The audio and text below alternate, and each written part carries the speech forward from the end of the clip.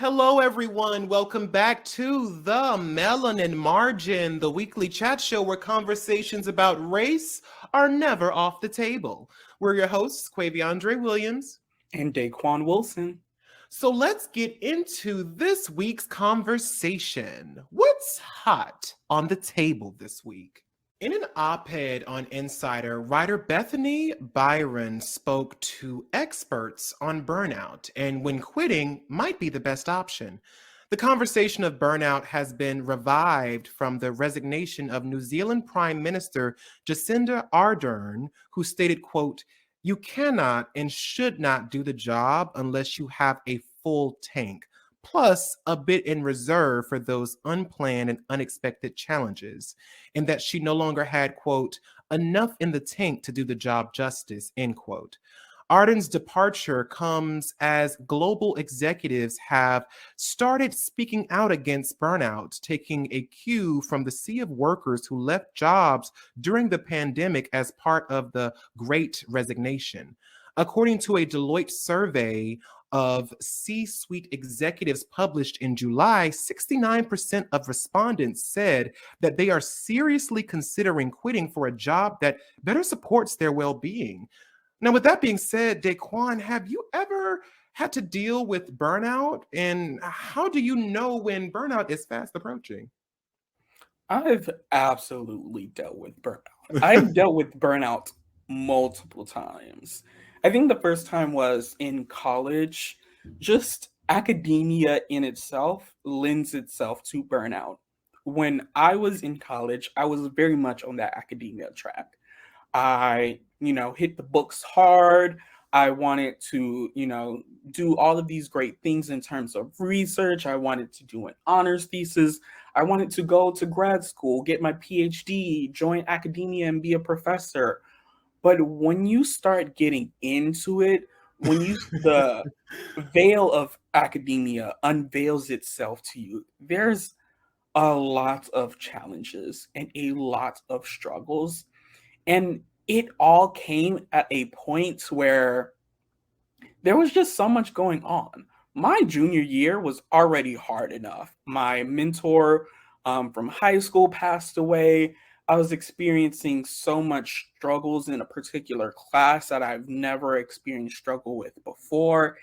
And of course, the big COVID happened my junior year, Mhm. and it was just so much happening all at once that I began to feel numb. And that was the biggest sign of the burnout approaching. I didn't feel anything. I would literally sit in my bed, lay in my bed, hours scrolling endlessly through social media or whatever could keep my attention for even just mere moments because I didn't feel anything towards anything I was doing. I didn't care about classes. I didn't care about myself even because there Mm. was just so much going on that I was like, how can I care about anything in the world with all of this going on? Like, why does any of this matter? So it was a really bad struggle for me. And that feeling of empathy is the biggest sign that burnout is approaching. Yeah, I agree. I've definitely dealt with approaching burnout before a few times, but luckily for me, I've been able to catch myself or things worked out before I fully burned out. One of the main instances that come to mind is when I first moved out on my own. I was working a retail job, and because I was technically part time, I had to finagle my way into working 40 hours every week.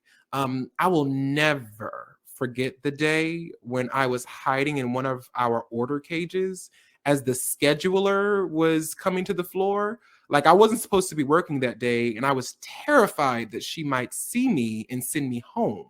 Like, I needed to stay the full 40 hours for that to get the full 40 hours for that week. Because when I got paid the following week, I would finally have enough money to pay all of my bills.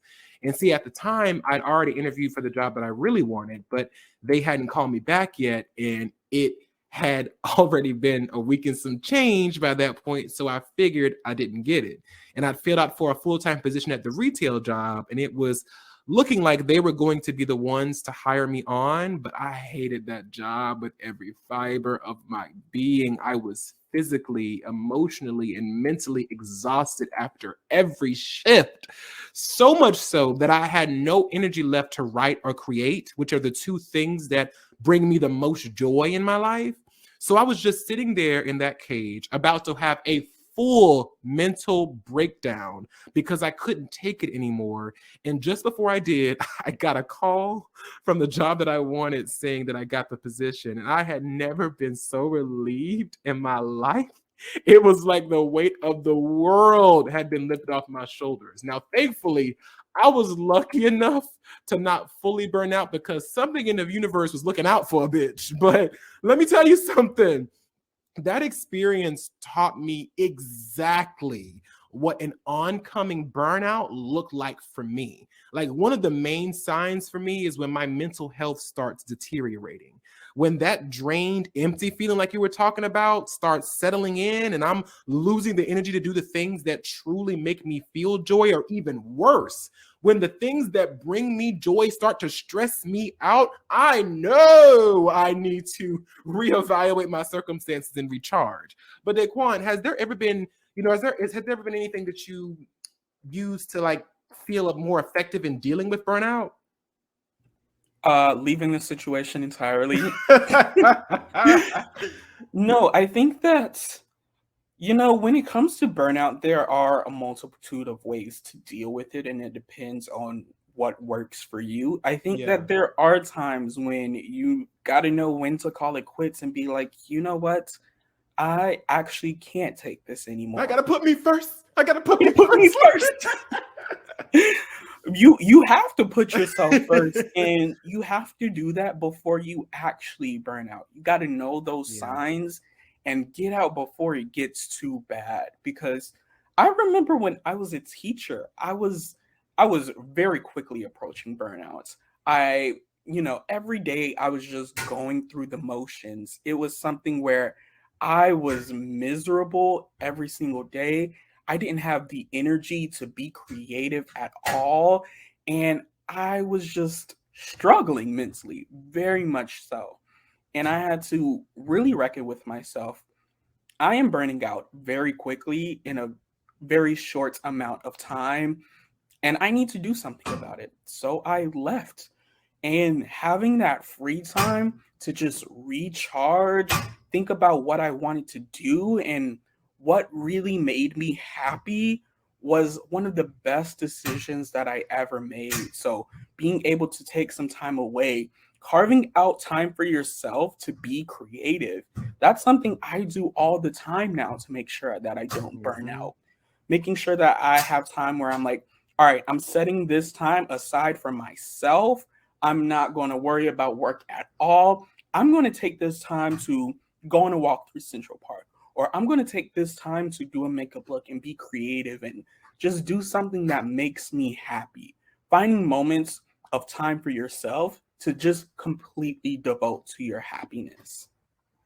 Yeah, I agree. I think that recognizing the signs of an approaching burnout is more effective than trying to recover from a full burnout. Like, it's easier to pull yourself back from the edge of a cliff than to try to heal after you already fell off of it.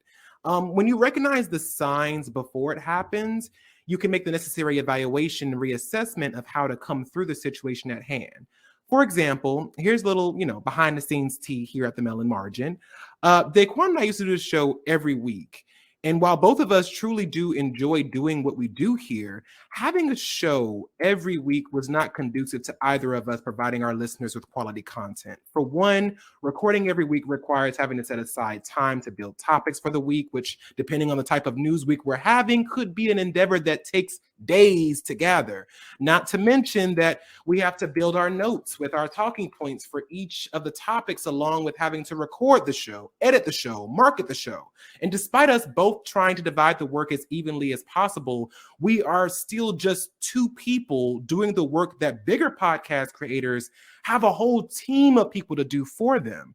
That made the recording every week very difficult, because not only will we have to do all the work that I just listed, but we also had to mentally prepare ourselves for the conversation that we were going to have. We never shy away from topics regarding race, gender, or sexuality on the show, but that comes at a price. For us to discuss such heavy topics on a regular basis, we have to be ready for those intense emotions that come along with it. This is why the two of us made the executive decision to make the show bi-weekly for the time being, at least until we are in a position where the workload of doing this show isn't solely on the two of us. That being said, life still happens. Other personal ventures sometimes take precedence, and we try our best to accommodate for each other by taking time off when necessary, while also keeping in mind what's best for the Melanin Margin. But none of this would have been possible if Daquon and I didn't have an open line of communication with each other, so that each of us feels that our needs regarding the show are being met. And that's the most effective way of dealing with burnout. Understanding the difficulties with yourself or whatever is putting the pressure on you, and trying your best to reevaluate and readjust yourself according to what will make moving forward much smoother. But what do you think about that, Daquon? I completely agree. I think that when dealing with burnout, like you said, it's way easier to pull yourself off before you fall off the cliff than you're already free falling. You can't hang on to anything. You're gone. Yeah. But being able to effectively communicate your needs is a big deal. Like, do you need more time off? Do you need more freedom? Do you need your boss to step back a little bit, to give you a little bit more freedom in terms of how you do things, and just overall understanding that you are a person that is going to stay with yourself for the rest of your life. You may die and that company will still be there. Hell, you could drop dead right now and that job listing will be posted before your body even turns cold. So you need to really be able to focus on yourself and your needs, because the company is going to be fine without you, with or without you.